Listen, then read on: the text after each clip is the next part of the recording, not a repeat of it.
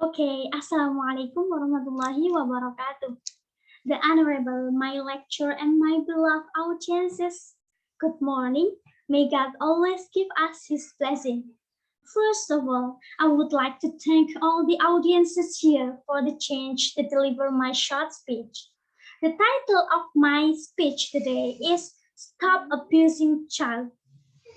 I take this title as a form of concern for cases of child abuse that are rife in Indonesia. Do you know what happened recently?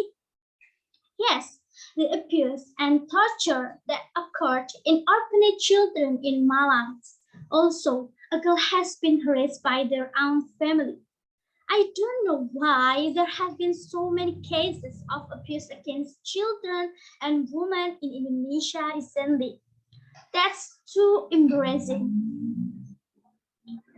The increasing number of child abuse in Indonesia is highlighted in international society. Child abuse causes many negative effects for physical, mental, or sexual of children that affect for the growth and development of child, thus leads to the rise of the lost generation. Ladies and gentlemen, then how to stop this inappropriate and inhuman behavior? What actions should we take as social beings? Okay, one of the most important things in this case is how the children can avoid abusive behavior that can happen to them. And here are 5 things that parents and prospective parents can do to protect their children from sexual crimes. The first one is talk about body parts early on. Natasha recommends that parents teach their children to name body parts and talk about them as early as possible. Use proper names for body parts, such as intimate and vital parts that can be the object of violent behavior and sexual harassment. And then the second one is teach them that some body parts are private.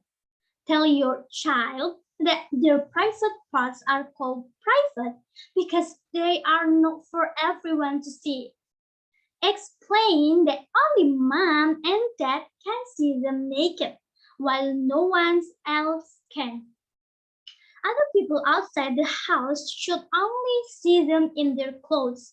Also explain that in addition to the parents, a doctor can also see them without clothes because some mothers and fathers accompany them when a doctor examines their bodies.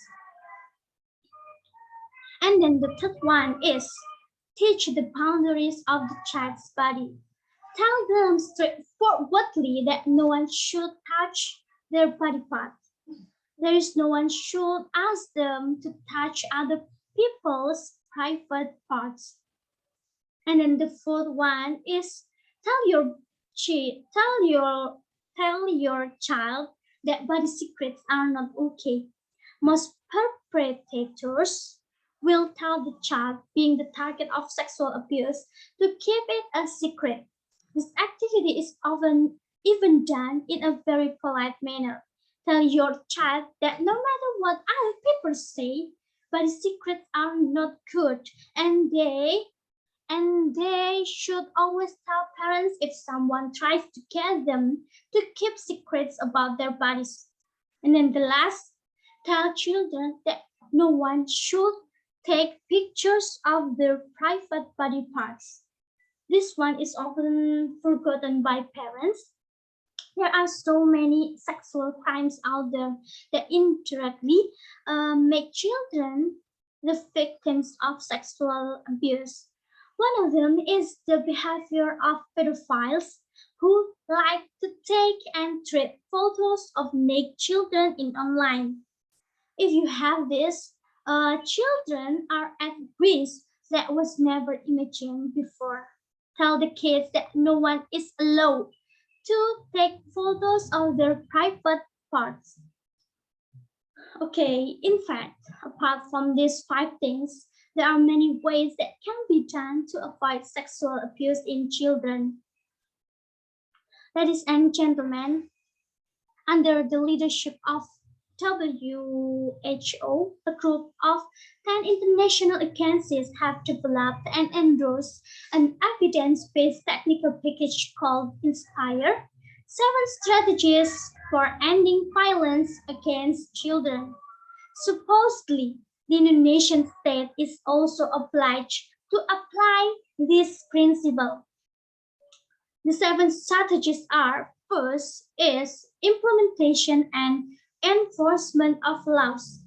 For example, banning violent discipline and restricting access to alcohol and firearms.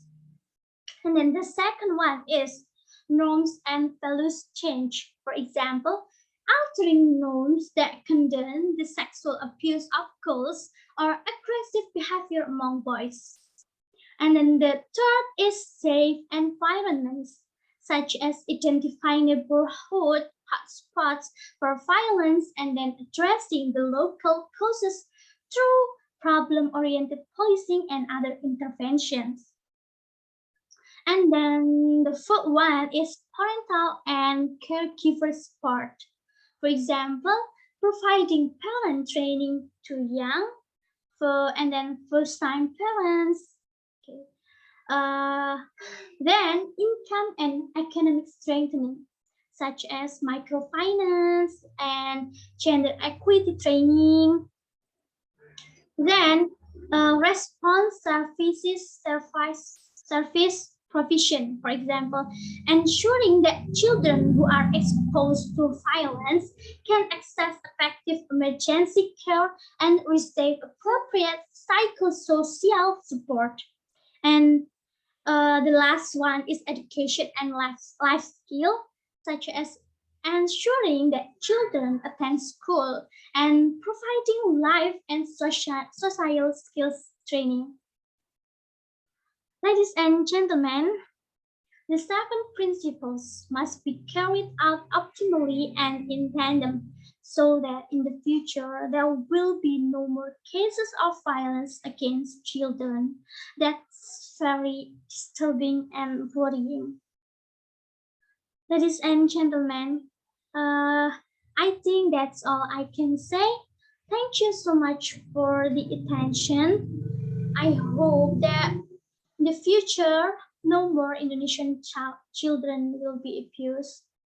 And I hope that the perpetrators of these crimes will receive punishment for their action. Okay, wassalamualaikum warahmatullahi wabarakatuh.